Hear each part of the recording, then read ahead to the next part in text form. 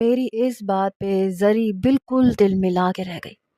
کہنے لگی تو پھر آپ اپنے سارے حق اسی کو دیجیے نا، میرے پاس بھی ایک دن آ کر آپ احسان نہ کیا کیجیے۔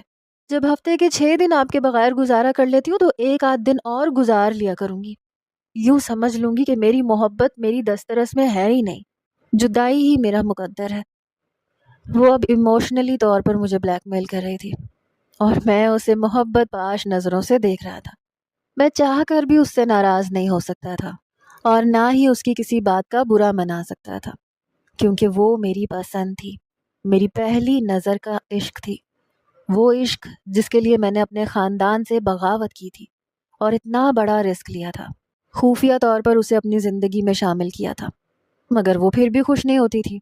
جانتی تھی کہ میرا تن من دھن صرف اور صرف اسی کا ہے، مجھے اپنی بیوی میں کوئی انٹرسٹ نہیں ہے، مگر پھر بھی نہ جانے شک کرنے کی عادت اس کی نہیں بدلی تھی۔ میں نے اس کے گیلے بالوں میں انگلیاں چلائیں، اسے اپنے ساتھ لگا لیا۔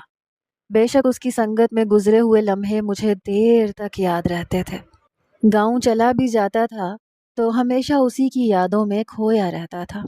وہ اس قدر خوبصورت تھی کہ مجھے سر تا پیر اپنی محبت میں ڈبو کے رکھا تھا، کسی اور کا ہونے ہی نہیں دیتی تھی۔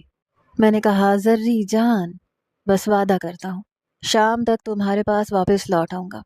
اماں مجھے دیکھیں گی تو ٹھیک ہو جائیں گی، میں ان کا اکلوتا بیٹا ہوں، مجھے نہ دیکھیں تو بے چین ہونے لگتی ہیں۔ تم جانتی ہو میں اماں سائیں سے بہت محبت کرتا ہوں اور میں تم سے بھی بہت محبت کرتا ہوں، اسی لیے تو اماں سائیں کا بھی خیال نہیں کیا اور تم سے شادی کر بیٹھا ہوں، کیونکہ میں تم سے دستبردار نہیں ہونا چاہتا۔ تم دونوں ہی میرے لیے بہت اہم ہو، اور یہ جو تم مجھے شکی نظروں سے دیکھ رہی ہو نا کہ میں اپنی بیوی سے ملنے